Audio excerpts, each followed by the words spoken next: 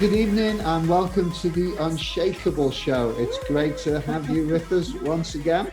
We've got some highly esteemed guests with us this evening. We have Lewis Herbert and Anna Smith, who is from both from the City Council, Cambridge City Council, and we're going to interview them this evening, find out a little bit about them and their roles with the City Council. So we're going to start with you, Lewis. Very, very good to have you with us. You are most welcome. Tell us what your role is with the City Council and how you got to this role. So thanks, Steve. I am the leader of the council. I've been leader for 6 years. I've been a councillor here for 16 years, and I was a councillor when I was 24, which, as you can see from my good looks, was a few years ago. So I've been involved in being a councillor, been involved in working in local government. I kind of knew my politics when I was 11, and I came from the northeast. I grew up in communities that had suffered, and so I've had sort of politics and helping others in the world, along with environmental issues, since I was a child. Wow. What was it that motivated you then? You said you saw deprivation around you. What was your motivation for getting involved in politics? What motivated me to become? I guess I got some of it from my parents. I can remember being in a school playground aged 11, and when some tough ones came across to me at the time of an election, I was able to say that I'm a Labour supporter, which is not bad for an 11-year-old. So I just had it in me. I was also a chorister at that time, so I did attend church, and my father was a church warden, so it was a very mixed and interesting and strong upbringing in a village community. Great, thank you. Anna, can we come to you? Same question. How did you get involved, and what's your role now within the City Council? So I became a City Councillor in 2015, and I'm City Councillor in Romsey Ward. I'm Executive Councillor for Communities, and I'm Deputy Leader of the City Council. So I think, a little bit like Lewis, I got motivated with politics when I was a teenager in terms of just a huge anger about the way people were being treated. So the thing that I remember most is my dad was retired through ill health, and we were on benefits, and I knew how much he wanted to work and couldn't. And then I remember seeing Peter Lilly doing his speech about the little list, this ages me, and realizing that he was talking about these people that he said were shirkers, and he was talking about my dad. And I knew that my dad wasn't a shirker, and it made me so angry. And that was, I think, the first thing that really got me thinking about politics and serving others and wanting to fight for justice. So for quite a lot of my life, that was around teaching and volunteering in my local church, doing a lot of work there. But I was increasingly thinking I wanted to do something different and to contribute in a different way. And basically, the short answer is how I got involved in local politics is I turned up. I thought I ought to get more involved. I went along to a curry night at Coleridge Ward at the Taj Tandoori, and thought maybe I'll end up doing a few bits of leaflet delivery or knocking on some doors. And within a week, I was applying to be to go on the panel to be a city councillor. I got persuaded while I was there, and I've kind of never looked back. Well, thank you both for the way you serve and the way you serve our city. Obviously, COVID-19 has changed everything, and we will talk about that in a little bit. But would both of you or one of you want to comment in regard to what are the challenges that you were facing in the city before COVID-19? So what were the big issues that you were looking at and that we need to hear about? Well, we focus, Steve, on two particular issues, and I think those appeal to a lot of people in your church community. First of all, we are in business to tackle poverty and inequality. We're a very affluent city, but the gap between the rich and the poor is very big. We don't have the absolute poverty that some of, say, the northern cities have, but we have people in poverty. We've got programs running at the moment, and your community, but lots lots of people in the city are helping provide holiday food for children in families that can't afford it. So tackling poverty is a big part of our life. We provide £1 million in grants every year. We work with the community on that. And then the other thread is environment. I came to Cambridge in 1990 to be the first recycling officer for the city. And I also helped write the first climate change strategy for the county council as much as 28 years ago. So that whole issue of the climate emergency, biodiversity, and just the challenges that are there. So those are our two big ones, tackling poverty and the environment, but then there's other things, homelessness and the whole issue of community safety. People need to feel safer in our city. We need to protect teenagers. And one of the key messages from us, Steve, and it comes out in this crisis as well, is we can't do this ourselves. We have to strengthen the community in the city. And so it's wonderful to see already organisations like It Takes a City, an organisation Cambridge 2030, the way the faith organisations work together. So this has both tackling poverty and climate change. It has to be done in partnership. We really need to get everybody to own these issues. And I'm seeing it happening.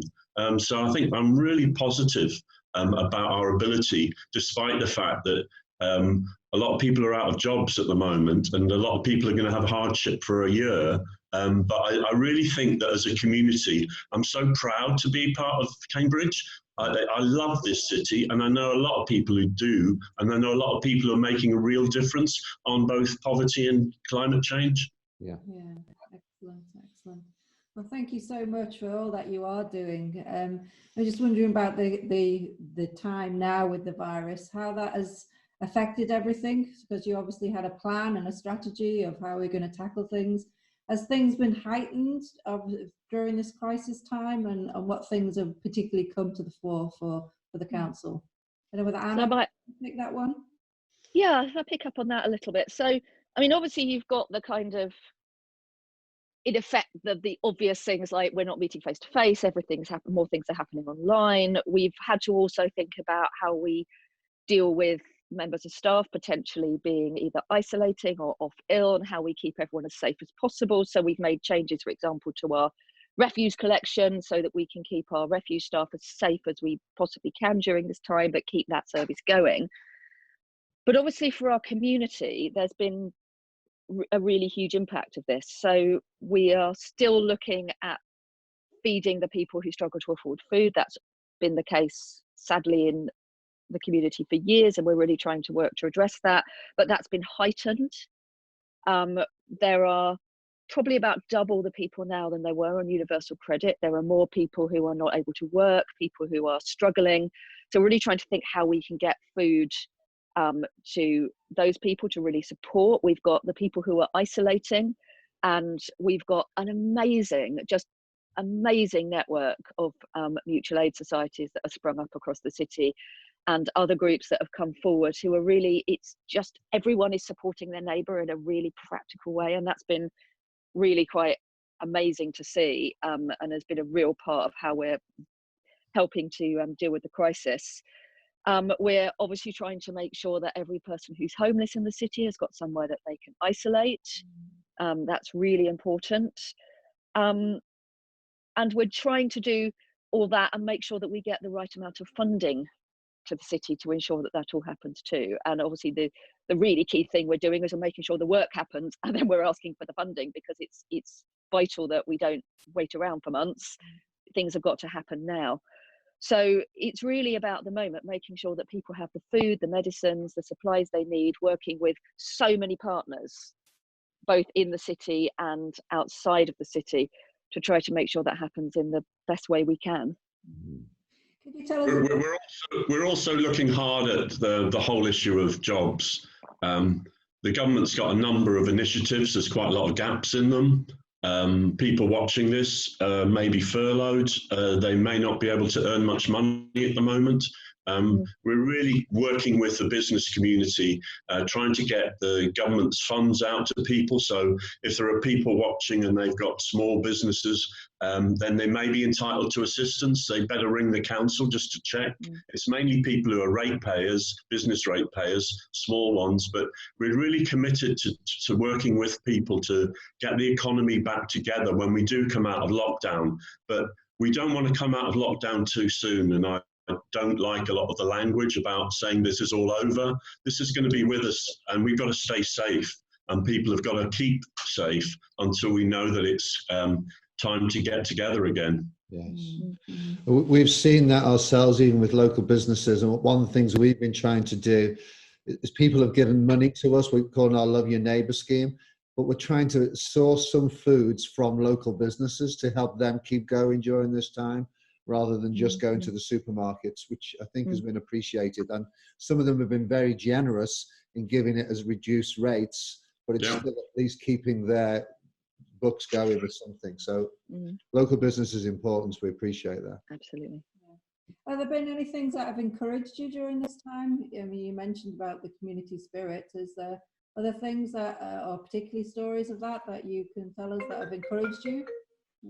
I mean, yeah, I mean, the community response is definitely the most encouraging thing for me that has come out of this. And it's almost, there's so many examples that I almost don't want to pick on one. But for example, we've got businesses who have been offering the opportunity for you buy a fruit box and you can buy another one for someone who is in need of extra food, or for the NHS.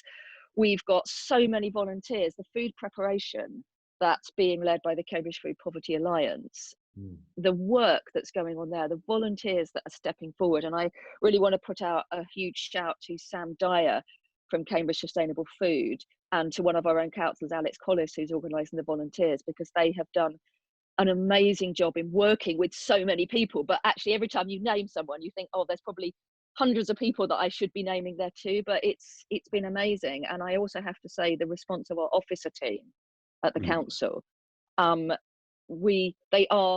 part of our key worker team. They're doing an amazing job. They're running a helpline over email, which is open to both councillors, to support groups, and to members of the public, and that is being staffed on a rota right across weekends, during the day, of course, during the week as well. They're so responsive. They've done so much more. They've gone over and above because they want to serve the community, and I'd want to say a huge thank you to them as well. They have been amazing.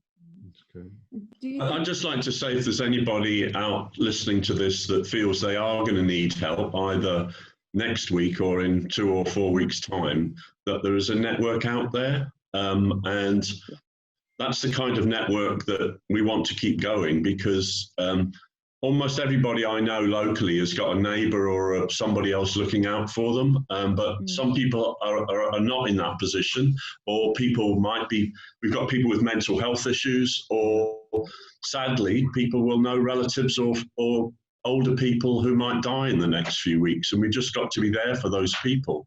And the faith groups are performing a great role in all of this. We need organisations like yours, and the mosque and other churches across the city, because they've got facilities, they've got organisation, and they've really been the anchors for a lot of what's been done in supporting people. So thanks to 3C and all the people who are contributing in your organisation. And actually, I just wanted to add very slightly to what Lewis was saying there. There will be people who need help who have never needed help before. And I would want to really strongly encourage, if you need help right now, don't feel that you are being a burden. Don't feel that this somehow reduces your independence. Please, if you need help, ask for it. There are so many people who want to help and support. And we know there are people who have not needed to ask for help before at any point in their lives, who are feeling nervous about asking now. And there are so many people wanting to reach out. So please reach out. Yeah, and don't feel isolated. I think we're kind of locked into a slightly different world, apart from our daily exercise, but some people can't really cope with that. And if people need somebody to talk to or need to get in touch, obviously there's a community again that you've built, but we just say to people, just don't do it by yourself. There are people out there, some of them you may not want to talk to, but there's people out there who are like you, or who can just maybe unravel something that's causing you a sleepless night or worry. Better to talk in a time like this. And as we get to know this virus, I think we're getting on terms with it. It's a nasty virus, but at the same time, we're going to get through this, and we're going to get through it by everybody helping each other. Yeah. Right. Yeah, that's so good. What was it? We're going to finish, I think. We've got one last question. I thought you had a question, but what lessons do you think we can learn from this that will be different going forward? Oh, and a question that did come to my mind as well, because I really want to know this. We have some friends who work with City Council, and it was amazing the way you guys got everyone who was homeless off the streets. I mean, that's another question. How did you do that? And well done to you in that time. And then that last question, what are the lessons you think we can learn going forward? Well, in terms of the homeless people, we had to give them an offer and help them. We had to explain the health risks. I mean, many of them have got serious lung or other health issues just because of their lifestyle and being out in all weathers. So, yeah, I think we've relocated 80. It's not simple. People have the right to make a choice about their lifestyles. If they want to live in a tent on a common or near the city, why shouldn't they? So I think we have enabled people, and again, we've had support from a lot of voluntary organisations. So it's been really encouraging how that's worked. But let's help the homeless people afterwards. So with things like street aid, let's give people a future. In terms of we just want to carry over, Steve, some of the spirit that is within people from all of this. We just know that some of the people who are out of a job are going to be out of a job in a year's time. Things are not going to happen quickly. Tourism, education, the universities, we're not going to get foreign students back quickly. So I think we're definitely going to need to be supporting people all the way through into 2021. And I just think, as I said in some of my bit earlier, life in Cambridge is about sorting out the problems together. And we want to share power, and we don't want to have councillors doing all the decisions. We want to have much more work done in communities like yours in Romsey, where people feel that they're having a say much more as well. Right. Anna, anything specific as we finish in regard to Romsey, where you are the councillor for, that you would like to say? Obviously, it is our patch, although we cover the whole city and beyond, but particularly geographically we're situated there. Well, we've had an amazing mutual aid group has sprung up in Romsey, as it has in so many parts of the city, and a huge thank you to the people who are leading on that. Particularly one of my other councillor colleagues, Dave Bajent, has been working really hard to help grow that, and there are plenty of people in Romsey that are very, very keen and able and willing to help if someone needs help. So it's that same plea. If you need help in Romsey, please do contact Romsey Mutual Aid, and somebody will either be able to help you or pass you on to someone else who can give you that support. Thank you. And if people in your community have issues about what's going on currently or in the future, hopefully they put a face to the leader and deputy leader of the council, and get in touch with them. Yeah, we know where you live as well now. Yeah, we know where you live. Top of a car park, I think it is. Yeah, no, I'm sitting on top of a car park. Not. Well, thank you so much for being with us. We really appreciate it, and we do applaud you, and we pray for you regularly in the work that you do in serving our city. So thank you. We're going to finish now, and we always finish with the same thing here on our Unshakeable Show, which is... Remember, we are C3 wherever we are. God bless you. Bye-bye.